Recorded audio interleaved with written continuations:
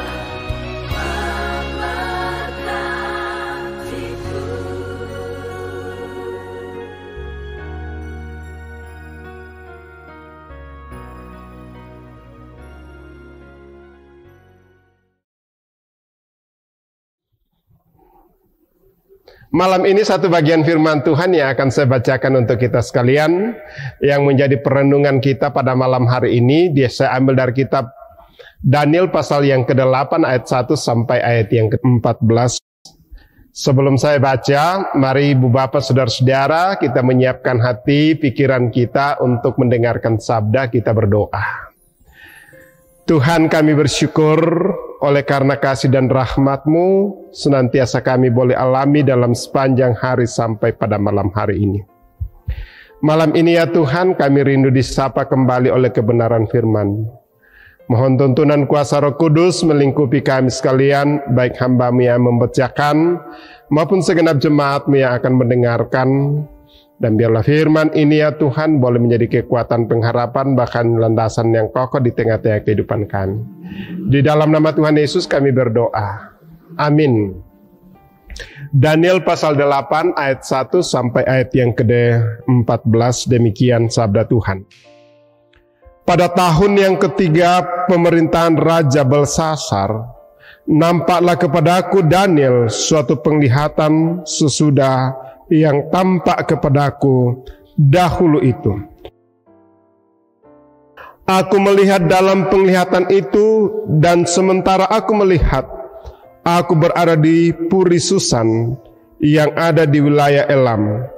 Dan aku melihat dalam penglihatan itu bahwa aku sedang di tepi sungai Ululai. Aku mengangkat mukaku dan melihat, tampak seekor domba jantan berdiri di depan sungai itu. Tanduknya 2 dan kedua tanduk itu tinggi, tetapi yang satu lebih tinggi daripada yang lain, dan yang tinggi itu tumbuh terakhir. Aku melihat domba jantan itu menanduk ke barat, ke utara, dan ke selatan, dan tidak ada seekor binatang pun yang tahan menghadapi dia, dan tidak ada yang dapat membebaskan dari kuasanya. Ia berbuat sekehendak hatinya dan membesarkan diri. Tetapi sementara aku memperhatikannya, tampak seekor kambing jantan datang dari sebelah barat dan melintasi seluruh bumi tanpa menginjak tanah. Dan kambing jantan itu mempunyai satu tanduk yang aneh di antara kedua matanya. Ia datang pada domba jantan yang 2 tanduknya, dan kulihat berdiri di depan sungai itu, lalu menyerangnya dengan keganasan yang hebat. Aku melihat mendekati domba jantan itu. Ia mengeram, lalu di tanduknya domba jantan itu dipatahkannya kedua tanduknya, dan domba jantan itu tidak berdaya untuk tahan menghadapi dia. Dihempaskannya dia ke bumi, diinjak-injaknya, dan tidak ada yang melepaskan domba jantan itu dari kuasanya. Kambing jantan itu sangat membesarkan dirinya, tetapi ketika ia sampai pada puncak kuasanya, patahlah tanduk yang besar itu, lalu pada tempatnya tumbuh 4 tanduk yang aneh, sejajar dengan ke-4 mata angin yang dari langit. Maka dari salah satu tanduk itu muncul suatu tanduk kecil yang menjadi sangat besar ke arah selatan, ke arah timur, dan ke arah tanah permai. Ia menjadi besar bahkan sampai kepada bala tentara langit, dan dari bala tentara itu, dari bintang-bintang, dijatuhkannya beberapa ke bumi dan diinjak-injaknya. Bahkan terhadap panglima bala tentara itu pun ia membesarkan dirinya. Daripadanya diambilnya korban persembahan sehari-hari, dan tempatnya yang kudus dirobohkannya. Suatu kebaktian diadakan secara fasik, menggantikan korban sehari-hari. Kebenaran dihempaskannya ke bumi, dan apapun yang dibuatnya semuanya berhasil. Kemudian kudengar seorang kudus berbicara, dan seorang kudus lain berkata kepada yang berbicara itu, sampai beberapa lama berlaku penglihatan ini, yakni korban sehari-hari dan kefasikan yang membinasakan tempat kudus yang diserahkan dan bala tentara yang diinjak-injak. Maka ia menjawab, sampai lewat 2300 petang dan pagi, lalu tempat kudus itu akan dipulihkan dalam keadaan yang wajar. Demikianlah firman Tuhan. Segenap jemaat, berbahagialah kita jika firman ini boleh menjadi kekuatan bagi kita. Mari kita dengarkan pujian ini untuk mengaminkan firman Tuhan. Amin.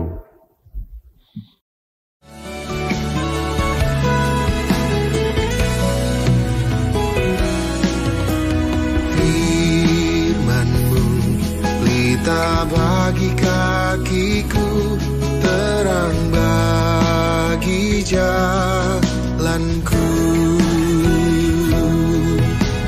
Firman-Mu pelita bagi kakiku, terang bagi jalanku. Waktu ku bimbang dan hilang jalanku, tetaplah Kau di sisiku, dan takkan ku takut asal Kau di dekatku, besertaku selamanya.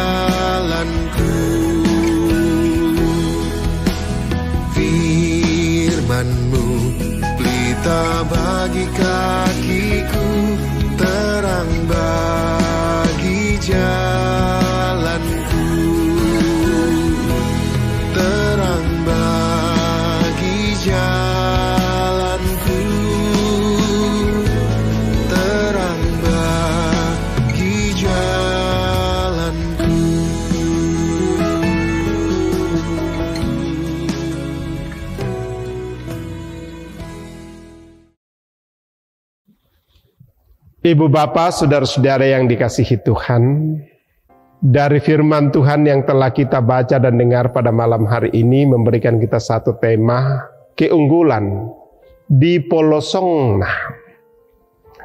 Setiap orang yang punya start point pasti berbeda-beda.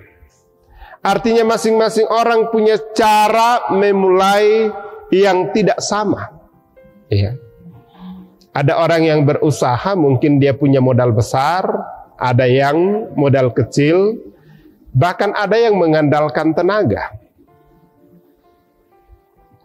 Karena ketidaksamaan cara memulai tersebut, maka otomatis ada yang duluan sampai ada juga yang belakangan. Itulah sebabnya ada yang unggul dari yang lain. Contohnya, jika hari ini kita sudah bisa naik motor dan tetangga kita belum bisa, itu oleh karena kita lebih dahulu belajar naik motor, ataukah kita lebih dahulu mempunyai motor dibandingkan dengan saudara-saudara kita. Nah, bacaan kita pada malam hari ini menjelaskan mengenai penglihatan yang dialami oleh Nabi Daniel tentang seekor domba dengan keunggulannya berbuat seenaknya dengan hewan lain. Kemudian seekor kambing yang juga dengan keunggulannya berbuat seenaknya kepada seekor domba tersebut.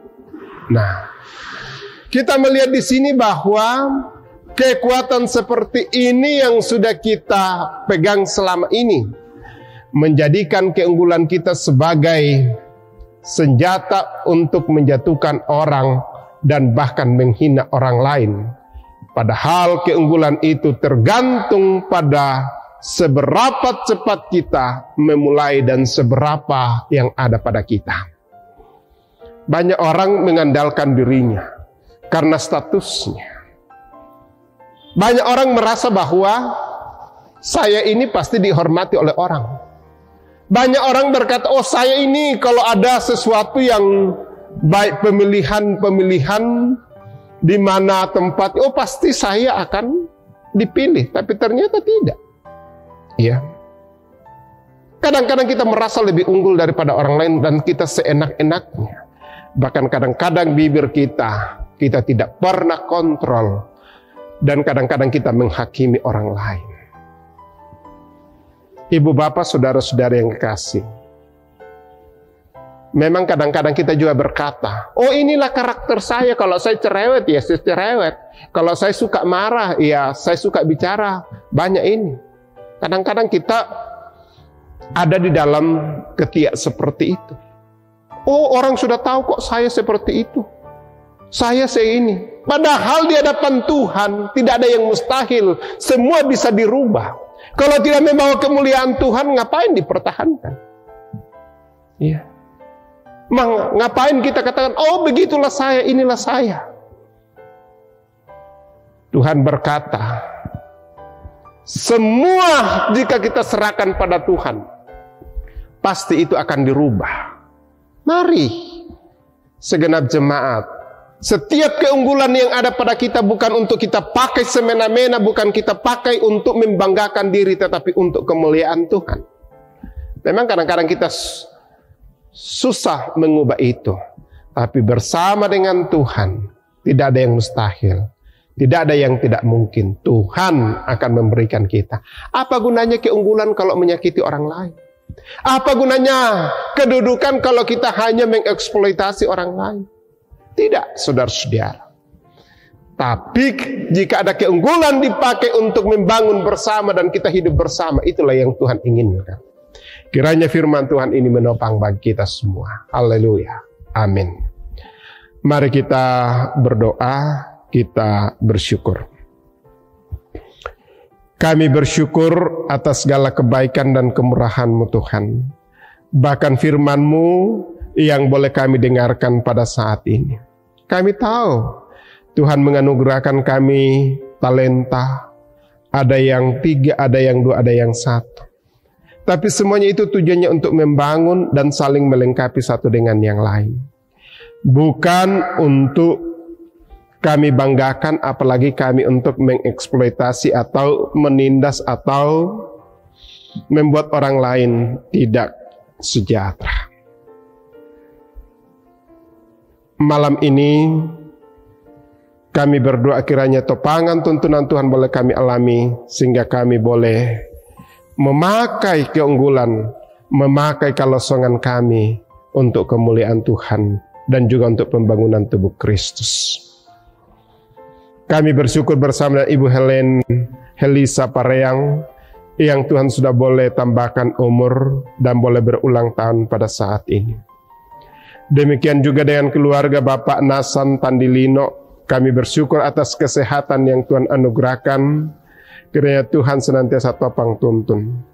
Kami juga bersyukur atas Papa Anno. Kiranya Tuhan senantiasa topang tuntun dan dalam masa-masa pemulihan mereka boleh memasuki kasih karunia dan juga boleh menikmati anugerah-Mu. Juga rencana mereka akan purna bakti pada tanggal 1 November. Ini ya Tuhan, dan biarlah mereka menikmati masa-masa purna bakti ini. Berdoa untuk anak dan istri dalam pekerjaan dan juga sementara dalam menantikan persalinan. Kiranya Tuhan senantiasa topang tuntun. Juga ya Tuhan, kami berdoa untuk Nini dalam pekerjaan sebagai perawat di Rumah Sakit Wahidin Makassar. Berdoa untuk Tia yang sementara mencari pekerjaan, dan juga untuk seluruh rumpun keluarga kami serahkan ke dalam tangan kuasa. Segenap jemaat dalam aktivitas mereka, dan mereka akan beristirahat oleh karena mereka letih secara fisik. Kiranya Tuhan senantiasa topang tuntun. Anak-anak kami dalam bangku sekolah, Tuhan senantiasa topang, berkati, berikan komitmen sehingga boleh merendam masa depan mereka dan boleh memperolehnya ya Tuhan. Juga jemaat-Mu yang sementara dalam gumul, yang sementara dirawat di rumah sakit dan masa-masa pemulihan di rumah, kami serahkan ke dalam tangan kuasa-Mu, diberkati dan ditopanglah mereka sehingga boleh merasakan kasih dan anugerah. Bangsa dan negara kami pertaruhkan, kiranya Tuhan senantiasa topang tuntun sehingga menjadi alat berkat bagi kami. Malam ini kami akan menikmatinya melalui istirahat kami, dan kami tahu Tuhan akan menjaga kami. Inilah doa kami, syukur kami, dan kerinduan-kerinduan kami. Semuanya kami serahkan ke dalam tangan kuasa-Mu, hanya di dalam nama Tuhan Yesus. Haleluya. Amin. Demikianlah ibadah kita pada malam hari ini. Selamat malam, selamat beristirahat. Salam sehat untuk kita semua. Firman-Mu, pelita bagi kakiku, terang bagi jalanku. Firman-Mu, pelita bagi kakiku, terang bagi jalanku. Waktu ku bimbang dan hilang jalanku, tetaplah Kau di sisiku, dan takkan ku takut asal Kau di dekatku.